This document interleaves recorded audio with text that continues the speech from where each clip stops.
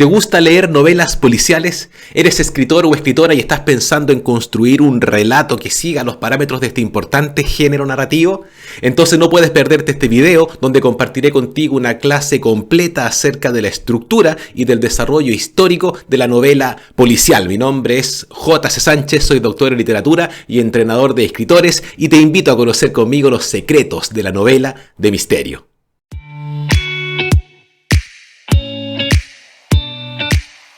Vamos a comenzar entonces con esta clase acerca de novela policial y nos vamos a centrar fundamentalmente en su estructura, en la manera en que esta novela está elaborada, cómo está construida. Pero para ello nos vamos a ver en la necesidad de hacer un breve recorrido histórico a través de su desarrollo, desde sus orígenes a mediados del siglo XIX hasta, por supuesto, nuestros días, para poder dilucidar la manera en que se han ido incorporando o han ido saliendo ciertos elementos de esta estructura. Sí, pero antes de comenzar quiero sugerirte que te suscribas a este canal porque voy a estar subiendo constantemente contenido acerca de literatura, de creación narrativa, de teoría literaria. Así que si te interesan estos temas, si te gusta escribir o te gusta leer buenas novelas y adquirir nuevos conocimientos, entonces estoy seguro de que este contenido te va a interesar. Y por supuesto no olvides activar la campanita para que así puedas recibir las notificaciones cada vez que suba un nuevo video. ¿Sí? Dicho esto, entonces, lo primero que tenemos que precisar es que cuando hablamos acerca de la novela policial estamos hablando acerca de un género literario, ¿sí? Y ese género literario, por supuesto que está estructurado de cierta forma. Tú sabes cómo es una novela policial, más o menos, ¿no es cierto? Cómo está estructurada, cómo está construida. Sabes qué esperar de una novela policial o de una película policial y más o menos sabes cómo van a ser sus personajes y cómo se va a desarrollar la trama, el argumento. Ocurre lo mismo con otros géneros, por supuesto. Ocurre lo mismo con el género erótico, ocurre lo mismo con el melodrama, ocurre lo mismo con la comedia, etc. ¿Sí? Son maneras de estructurar relatos que están relativamente institucionalizadas y por ende también funcionan como un índice de lectura. Tú cuando lees una novela policial, insisto, sabes más o menos qué esperar o cómo va a estar construido ese relato. ¿Y cómo está construido un relato policial o un relato de misterio? Bueno, sus elementos estructurales son fundamentalmente dos, como lo vamos a revisar un poquito más adelante, pero me parece central e importantísimo adelantarlo, ¿sí? Y esos dos componentes son los siguientes. En primer lugar, hay un misterio, ¿sí? La realidad está oscurecida, ¿no es cierto? Hay un elemento, ¿no es cierto?, disruptivo que hace que el mundo cotidiano de los personajes, ¿no es cierto?, se vea de pronto envuelto en un misterio, ¿sí? Hay un problema que resolver. Y por supuesto ese misterio es muy importante y es lo que va a dar el puntapié inicial para que se ponga en acción el héroe o la heroína, el detective o la detective o la investigadora, la periodista, etcétera, cuya función central va a ser dilucidar ese misterio, explicarlo, ¿no es cierto?, y hacer que retorne la normalidad en la realidad. Entonces esto tenlo siempre en mente o en cuenta, que la novela de misterio se va a estructurar fundamentalmente alrededor de dos elementos centrales que son el misterio por un lado y el héroe o la heroína que va a dilucidar ese misterio. Por supuesto es el misterio el que pone en funcionamiento la novela, ¿sí? Y no otra cosa. El héroe reacciona al misterio que se instala evidentemente a partir de las primeras páginas de la novela, ¿sí? Pero vamos por parte y para poder explicar específicamente cómo se desarrolla o cómo funciona esta estructura, tenemos que hacer este breve recorrido histórico para poder entender cómo se ha desarrollado y cómo podemos clasificar también los diferentes tipos de novela policial que han surgido a través del tiempo, ¿sí? Y en esta breve tipología que yo te muestro aquí, hago la clasificación en tres grandes tipos de novela policial. Por una parte, la novela problema, en segundo lugar, la novela negra y en tercer lugar, el thriller. De seguro que has escuchado acerca de estos géneros y mi intención ahora es especificar cada uno de ellos para que podamos entender cómo están elaborados, ¿no es cierto? Y nuevamente, qué esperar de cada uno de ellos. Partamos entonces con la novela problema. La novela problema, tal como sale aquí en esta cita que comparto contigo de dos teóricos franceses, Beaulieu y Narcejac, espero haberlo pronunciado bien, en un estudio muy interesante que se llama La novela policial, dicen lo siguiente. Fíjate, en ella se presenta un misterio que produce en el lector un sentimiento de miedo hacia lo desconocido, sentimiento cuyo origen tiene un carácter supersticioso que la investigación del detective resolverá para demostrar que la inteligencia humana, que las técnicas científicas son capaces de estructurar un mundo completamente transparente, dócil y totalmente explicable. Esta cita me gusta mucho porque nos pone en la senda de poder entender más o menos el origen del género. Por supuesto, cuando hablamos acerca de cuándo partió la novela policial, hay teóricos que postulan que su origen es mucho más antiguo todavía y viendo la estructura llegan a decir, por ejemplo, que Edipo Rey de Sófocles es también una novela policial. ¿Por qué? Porque si lo pensamos un segundo, en la historia de Edipo Rey hay efectivamente un misterio. Sí, que es el misterio de qué es lo que está ocurriendo en la ciudad, por qué está siendo azotada por tan diversas plagas, ¿cierto? Y por supuesto eso pone en acción al héroe, a Edipo, que tiene que investigar. Por cierto, el resultado de esa investigación es lo que todos ya conocemos, ¿no es cierto? Que Edipo asesinó a su padre, lo descubre en esa investigación y que se ha casado con su madre, convirtiéndose en la tragedia que todos conocemos, ¿sí? Pero si bien tiene esa estructura, no estaba o no fue pensada específicamente como un género. Pero podemos dejar de lado esa discusión acerca de si es que hay referentes mucho más antiguos o no respecto de la novela policial, porque sin duda alguna el gran propulsor de la novela policial es Edgar Allan Poe, y muchos lo consideran el creador del género, ¿no es cierto? Porque él sí creó conscientemente un tipo de relato. Y por supuesto estamos a mediados del siglo XIX, y tal como mencionan aquí Beaulieu y Narcellac, en esta novela se presenta un misterio, algo desconocido y que se conecta, y esto es algo muy interesante, con la superstición o con lo supersticioso, ¿sí? El mundo se vuelve opaco y por ende se vuelve extremadamente desconocido, y eso hace que, por supuesto, en el caso de los lectores, empiecen a sentir ese temor, ese misterio hacia lo oculto, que tiene muchísimo que ver, insisto, con el origen del género. Vamos a pensar entonces en Edgar Allan Poe, uno de mis escritores favoritos y probablemente uno de tus escritores favoritos también. Edgar Allan Poe murió en 1849, ¿sí? Por ende, es una especie de bisagra entre el romanticismo, ¿no es cierto?, y el racionalismo que dominó durante casi toda la segunda mitad del siglo XIX en Europa, ¿no es cierto?, y en Latinoamérica. Edgar Allan Poe es un romántico y también es un racionalista, ¿sí? Y en ese sentido, fíjese que el romanticismo, o uno de los temas más caros al romanticismo, tenía que ver con esta parte de lo misterioso, con el ocultismo, y de ahí también su interés por la Edad Media, etc. Una de las concepciones que tenía el romanticismo acerca del artista era que el artista era capaz de conectarse, ¿no es cierto?, con ciertos hilos invisibles a un tipo de realidad superior y misteriosa que no estaba disponible para todas las personas, ¿sí?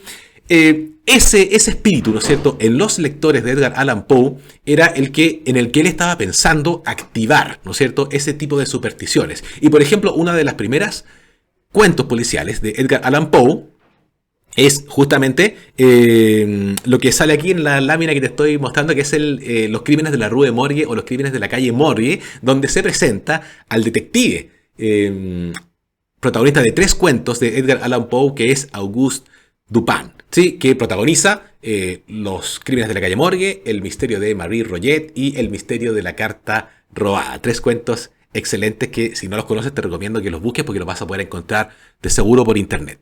Entonces, los crímenes de la calle Morgue básicamente es un crimen de cuarto cerrado, ¿sí? Muy misterioso. ¿Por qué? Porque se descubre, ¿no es cierto?, en un cuarto completamente cerrado, herméticamente cerrado por dentro, el cadáver de 2 mujeres despedazadas, descuartizadas de una forma brutal.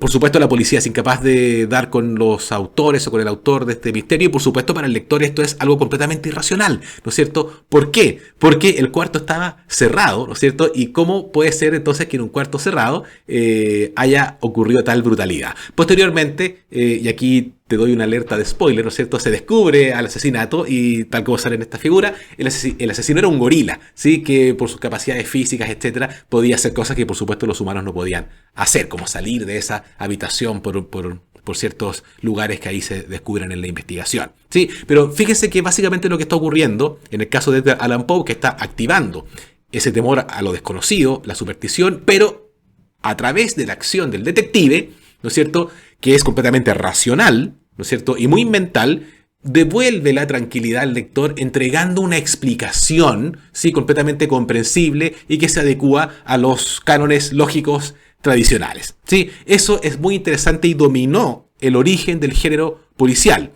Otro gran exponente de la novela Problema es Émile Gaboriau, espero pronunciarlo bien, francés, que tiene su propio detective que es Monsieur Lecoq, que él es un policía, ¿cierto? Fue muy famoso en su época, Émile Gaboriau, y otro de los máximos o de los grandes exponentes del género policial en Francia es Maurice Leblanc, que tiene a este caballero ladrón, ¿sí?, que también resuelve infinidad de misterios, que es el señor Arsène Lupin. ¿Sí?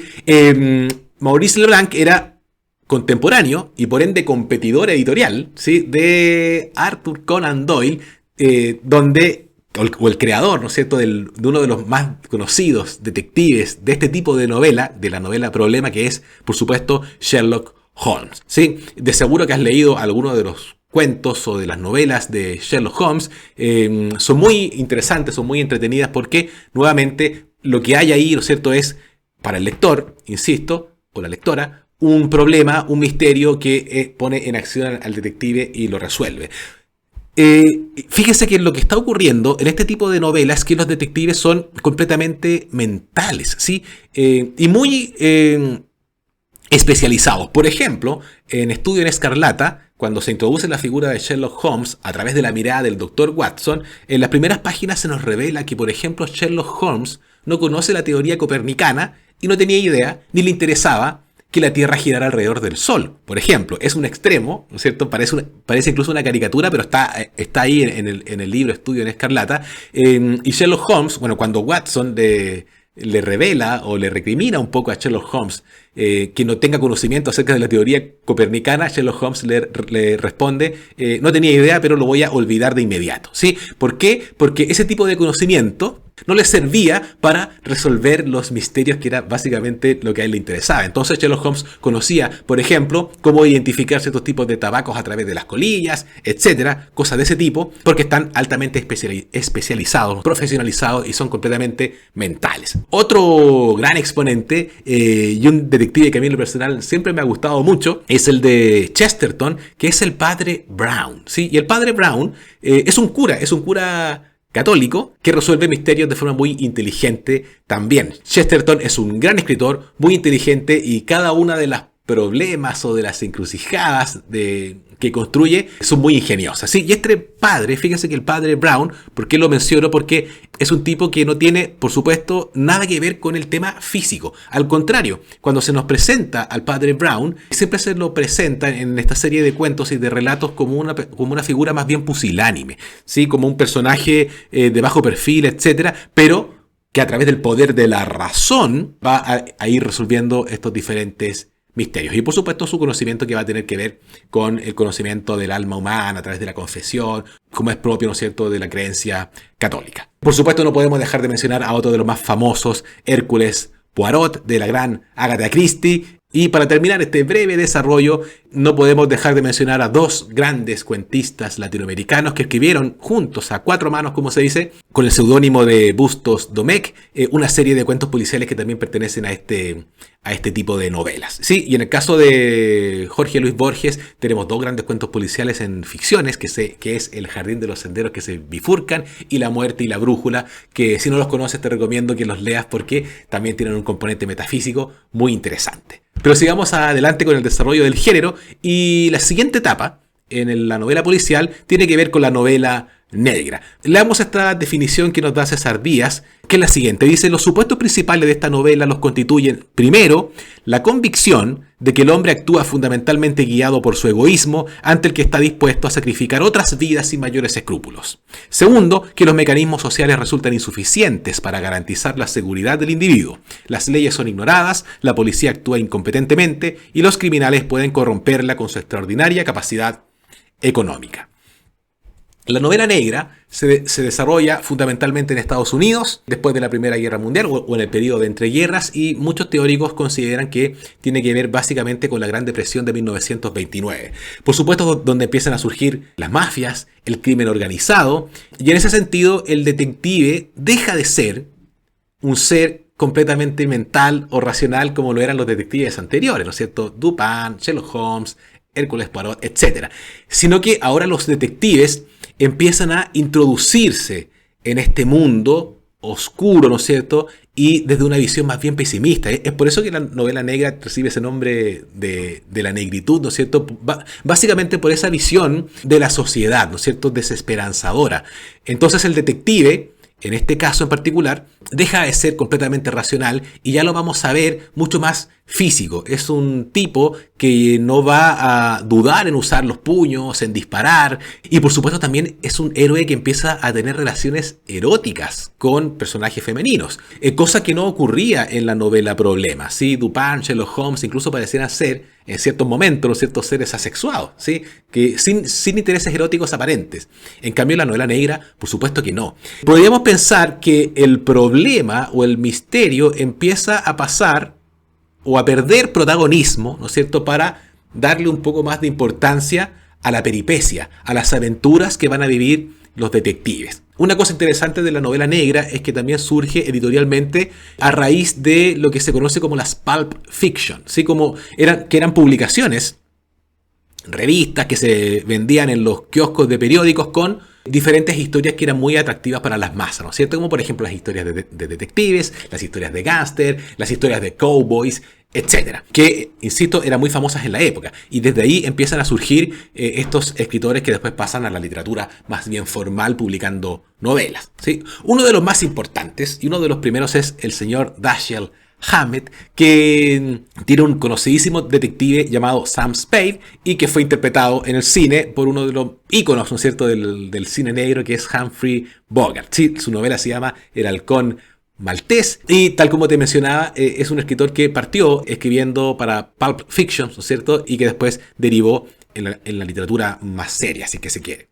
Otro de los grandes exponentes del género negro, de seguro tú también lo has escuchado, es Raymond Chandler, que tiene a un famosísimo detective también llamado Philip Marlowe y que, tal como sale en la portada de este libro que te estoy mostrando, también fue interpretado en el cine por Humphrey Bogart. Por supuesto que la novela negra está muy ligada al desarrollo del género cinematográfico negro, que sin ser exactamente lo mismo, comparten por lo menos esta visión pesimista respecto de la sociedad. Por supuesto, el género negro ha seguido desarrollándose a lo largo de la historia y, por ejemplo, en Latinoamérica se sigue practicando hasta el día de hoy con conocidos exponentes como Paco Taibo II en el caso de México, y en el caso de Chile tenemos a Ramón Díaz Heterovich con su famoso detective Heredia. Pero sigamos adelante entonces con el desarrollo del género y hablemos un poco acerca de lo que ocurrió después de la novela negra, que es el thriller. Tal como dice María Bermúdez en ¿Qué es lo policíaco en la narrativa, en este artículo?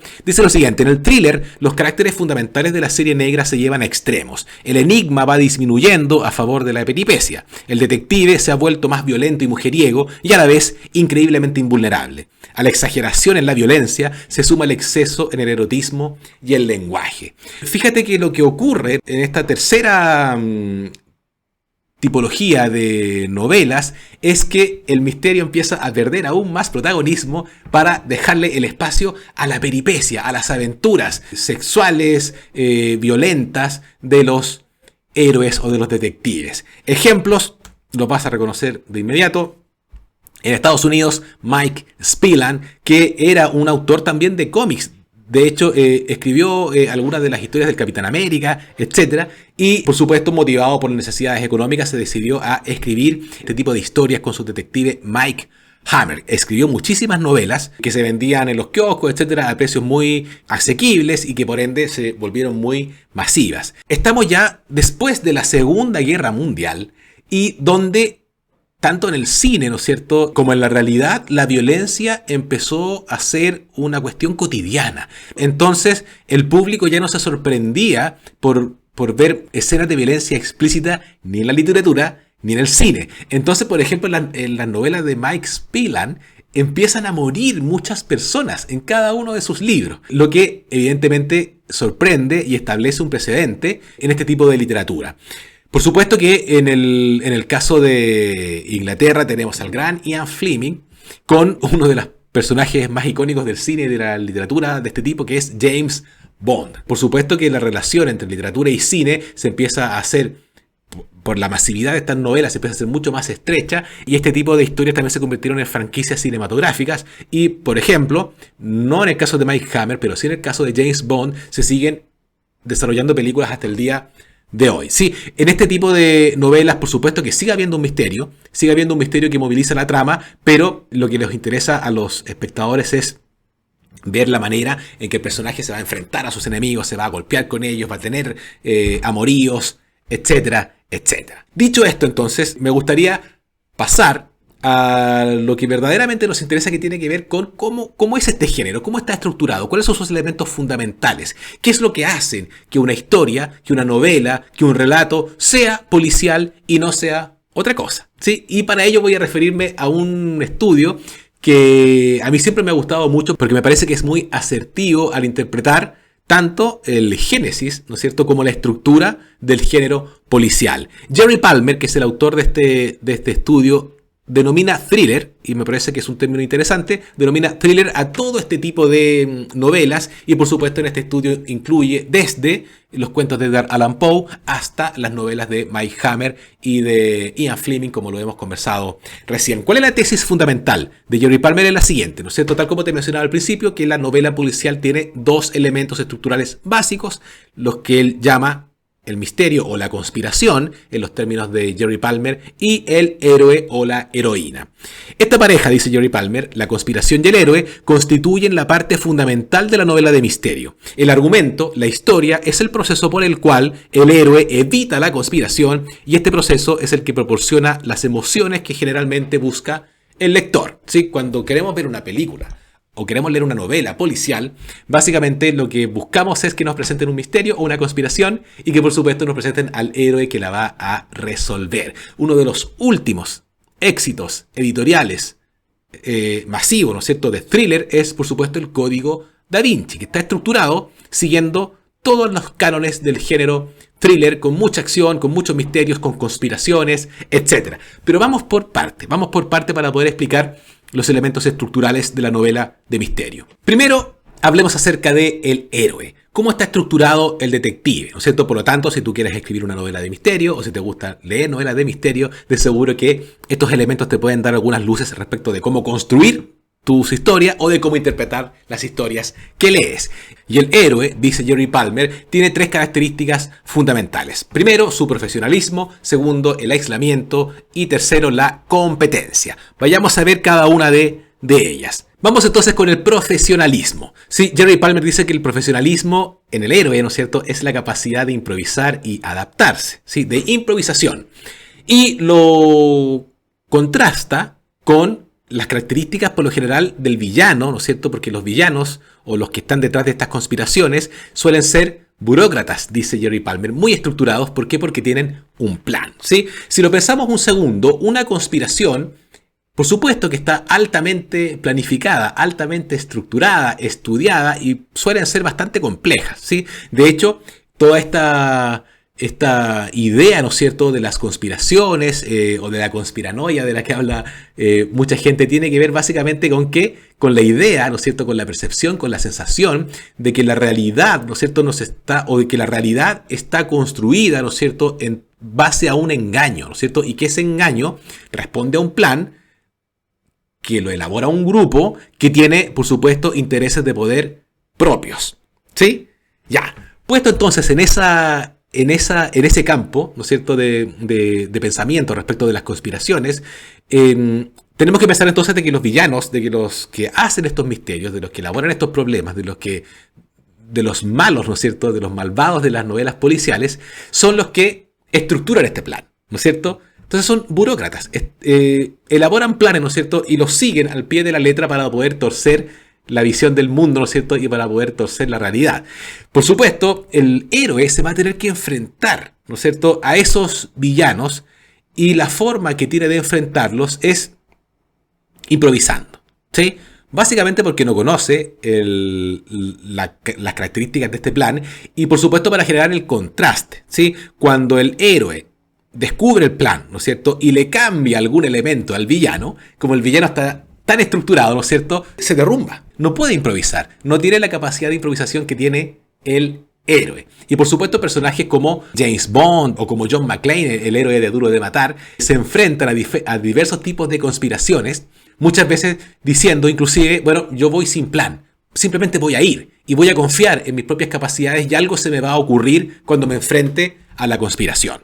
¿Sí? Entonces, el profesionalismo, en este sentido, es una de las características fundamentales del héroe de las novelas de misterio o de las novelas policiales. La segunda característica es el aislamiento, ¿sí? Y esto igual es muy interesante porque fíjate que el héroe, tal como dice aquí Jerry Palmer, comparte los valores de la sociedad, pero se encuentra apartado de la sociedad, ¿sí?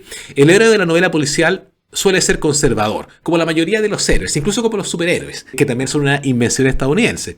¿Por qué son conservadores? Porque básicamente lo que intentan hacer es que se mantenga el status quo, ¿no es cierto? Que vuelva la normalidad al mundo. El misterio, la conspiración es una alteración de la normalidad, es una alteración del mundo tal cual lo conocemos. Y por supuesto el héroe va a luchar durante toda la novela, ¿no es cierto?, para que vuelva esa visión del mundo. Por ende, comparte los valores de la sociedad en la que está inserto. Pero al mismo tiempo, y sobre todo en el caso de la novela negra, estos héroes están apartados de la sociedad. ¿Por qué?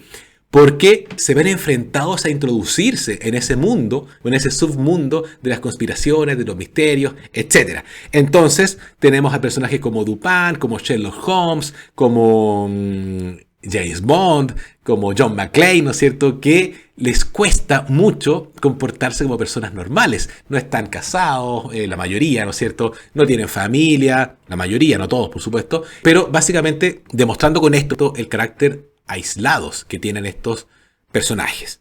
Y en tercer lugar, la competencia. Los héroes de la novela policial o las heroínas son muy autosuficientes y por supuesto destacan entre su equipo de respaldo si es que lo tienen. El precursor de esto es el mismo Poe, porque los relatos de Dupin están contados con un narrador testigo, tal cual Watson y Sherlock Holmes. El que escribe las historias de Sherlock Holmes es Watson, ¿no es cierto? Son personajes que están puestos ahí, ¿no es cierto?, también para hacer contraste y para que el héroe, ¿no es cierto?, el detective, empiece a genera una percepción de valer mucho más, de ser mucho más importante por contraste con estos personajes.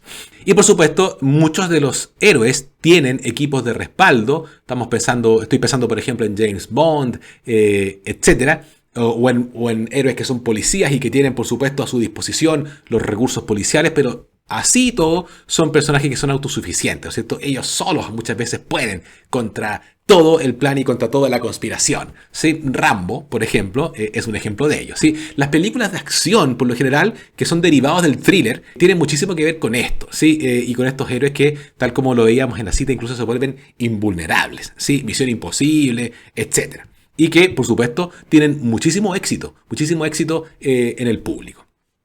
Perfecto, entonces profesionalismo, aislamiento y competencia son las tres características fundamentales del héroe. Pero vamos ahora con la conspiración, ¿sí? ¿Qué pasa con la conspiración? ¿Cómo es la conspiración?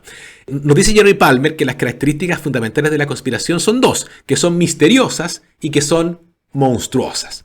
Vamos entonces con la primera, que tiene que ver con la monstruosidad, ¿sí? Dice aquí: la conspiración es una alteración del mundo que percibimos como ordenado. Pero esa alteración debe ser tal que no permita que los organismos burocráticos normales puedan resolverla. Se necesita de alguien extremadamente competente para hacerlo, ¿sí? Por supuesto que la conspiración, que el misterio que va a gatillar la acción en la novela policial tiene que ser algo que exceda, ¿no es cierto?, a la misma sociedad o a los mismos organismos burocráticos normales, sino sería meramente un delito común y corriente. Ese carácter monstruoso, ese carácter extremadamente disruptivo, ¿no es cierto?, es lo que nos interesa a los lectores de novela policial. Es por eso que el género parte con los misterios de la Rue Morgue, con los crímenes de la Rue Morgue, con el tópico, ¿no es cierto?, del cuarto cerrado, ¿sí? Algo completamente misterioso y monstruoso que puso de cabeza a la policía y que, por supuesto, Dupin pudo resolver. Entonces la monstruosidad, ¿no es cierto?, que el misterio sea verdaderamente disruptivo, es una de las características fundamentales. Y por otro lado, el misterio. Si la conspiración no es misteriosa, si no vuelve el mundo opaco, el héroe se vería enfrentado solo a obstáculos que vencer, ¿sí? Esto es muy importante tener en cuenta. Tiene que ser misteriosa. ¿Por qué Porque si no es misteriosa, sería simplemente una serie de obstáculos, una serie de pruebas, ¿no es cierto?, que el héroe va a tener que vencer. Por supuesto, el thriller está mucho más del lado de esta característica, ¿no es cierto? Y la novela Problema está mucho más del lado del misterio. Pero, por supuesto, los buenos thrillers siguen manteniendo el misterio. Siguen haciendo de que la situación a la que los héroes se enfrentan sea opaca, no tienen muy claro, ¿no es cierto?, cuáles son los alcances de la conspiración, etc. Perfecto. Un par de cosas más. Jerry Palmer nos habla acerca de la transposición, de la manera en cómo se relacionan héroe y conspiración. Y esto es algo muy interesante. Dice lo siguiente: el tipo y sentido de las competencias del héroe se justifican por medio de la conspiración que debe combatir. Y en segundo lugar, debido a que la conspiración aparece confrontada inmediatamente por el héroe, solo puede ser concebida como una alteración patológica al orden social existente. Vamos con la primera idea. Cuando pensamos, por ejemplo, en los héroes, ¿no es cierto?, y en las características de los héroes y de los detectives, nos vamos a dar cuenta de que esas características están estrechamente vinculadas a los tipos de misterios que tienen que resolver. Por ejemplo, el padre Brown, que yo te mencionaba que es un cura católico. Como es un cura católico, las competencias que él tiene están más bien relacionadas con su conocimiento del alma humana a través de la actividad de la confesión, ¿sí? Eso está muy establecido en los cuentos de Chester. Entonces, a través de ese conocimiento del espíritu humano, de los pecados de los seres humanos y de cómo los seres humanos se comportan, los criminales se comportan, los pecadores, según la visión católica, se comportan, el padre Brown puede desentrañar entonces diferentes tipos de misterios que tienen que ver con aquello. También te lo decía a propósito de Sherlock Holmes. Las características de los conocimientos de Sherlock Holmes, por ejemplo, no saber que la Tierra gira alrededor del Sol, pero sí saber cómo identificar marcas de cigarrillos a través de sus cenizas, ¿no es cierto?, tiene que ver específicamente con los tipos de misterio que va a resolver. Y por supuesto, tipos como James Bond, ¿no es cierto?, que no solamente tienen altas capacidades racionales, sino que son completamente seductores, muy fuertes físicamente, buenos para la lucha, excelentes peleadores, etcétera, etcétera, etcétera. También van a ir en relación, ¿no es cierto?, con los tipos de misterios ya mucho más elaborado, ¿no es cierto?, y conspiraciones mucho más grandes que tienen que resolver. Estoy pensando, por ejemplo, en conspiraciones del tipo, los malvados han raptado misiles, ¿no es cierto?, que están apuntando a ciertas ciudades clave y que podrían incluso destruir por completo un país. Ese tipo de conspiraciones, por supuesto que tienen que ser confrontadas por héroes excesivamente competentes en diferentes materias, ¿no es cierto?, con un montón de artefactos y, por supuesto, que sean capaces, ¿no es cierto?, de desarticularlas. Perfecto. Y por otro lado, el que la conspiración sea una alteración patológica al orden social existente es lo que te mencionaba recién. La conspiración es una alteración, es una cuestión que no nos gusta ni a los lectores, ni menos aún a los personajes de este tipo de historia. Por ende, son confrontadas inmediatamente. Y es por eso que es tan importante que la conspiración aparezca en las primeras líneas o en las primeras escenas de una novela o de una película. ¿Por qué? Porque es lo que va a poner en funcionamiento la trama, porque el héroe va a reaccionar inmediatamente, ¿sí? Porque es inaceptable. Perfecto. Y ya terminando el video, un par de palabras respecto de la visión de mundo de la novela policial. Dice Jerry Palmer lo siguiente: la visión de mundo del género, entonces, después de todas estas discusiones y conversaciones que hemos tenido, resulta fundamentalmente paranoica, dice. Porque la paranoia es precisamente la combinación paradójica de una seguridad irreal, inequívoca en uno mismo y una constante vigilancia en contra de las conspiraciones. Esto es muy interesante. Fíjense que el héroe de la novela policial es muy autosuficiente y es muy seguro de sí mismo y por supuesto que va a resolver el misterio, ¿sí? Entonces, ¿por qué nos gustan tanto las novelas policiales? ¿Y por qué se desarrollan, ¿no es cierto?, tan fuertemente en el caso de la novela negra, ¿no es cierto? Y hasta el día de hoy se sigue consumiendo este tipo de novelas en el cine, etcétera, porque las sociedades se han vuelto paranoicas, ¿no es cierto? Se sienten amenazadas constantemente. Y es por eso que consumimos este tipo de historias donde a los lectores o a las lectoras se les genera ese tipo de sensación paranoica y por supuesto se les da una especie de calmante imaginario, ¿no es cierto? Una especie de resolución imaginaria a través de la develación del misterio gracias al héroe, produciendo entonces cierta especie de tranquilidad respecto de esa paranoia que está instalada en la sociedad. Y por último, y para terminar, la fórmula. ¿Cuál es la fórmula de la novela de misterio según Jerry Palmer. Dice lo siguiente Palmer: la fórmula de la novela de misterio se vuelve punto de partida para interpretar el mundo, y el material original que la constituyó puede ser descartado y sustituido por otro análogo, siempre que ofrezca las mismas posibilidades de una solución ficticia a la contradicción entre individualidad y sociabilidad. ¿Sí? Esto también es algo muy interesante porque como estamos hablando acerca de un género, ¿cierto? De una estructura, tal como lo hemos visto en su desarrollo y en toda esta exposición, puede ser de que los elementos vayan cambiando, ¿sí? Pero lo que no va a cambiar es esa fórmula, ¿no es cierto?, donde se resuelve ficticiamente una contradicción, dice, entre sociabilidad e individualidad. ¿Por qué?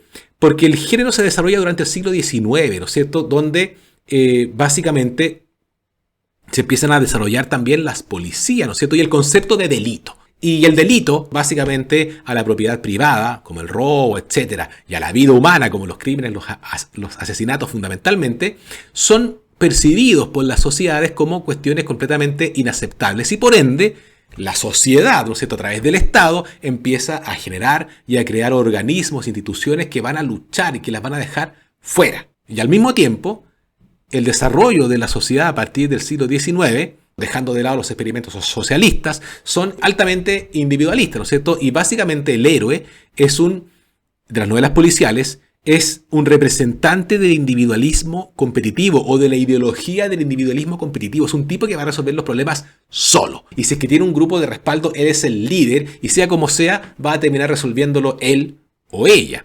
Entonces es muy interesante ver cómo este héroe solitario, individualista, su acción va a resolver ficticiamente problemas sociales comunitarios. Y por supuesto, cuando vamos a leer una novela de misterio o cuando vamos a ver una película policial, un thriller, ¿no es cierto?, y nos llega la hora de interpretarlo, de poder determinar qué nos quiso decir su autor o autora o cineasta o guionistas, etcétera, con esa historia, un punto importante a tener en consideración es justamente este que te estoy mencionando, que tenemos héroes individualistas o representantes de un individualismo competitivo, pero sea como sea, ¿no es cierto?, están actuando en función de la sociedad, del conjunto de la sociedad. Y esa contradicción, por supuesto, que no está resuelta en la novela o que recibe diferentes tipos de resoluciones según los cultores, los autores, las épocas, los países donde se desarrolla, etcétera, etcétera. ¿Sí?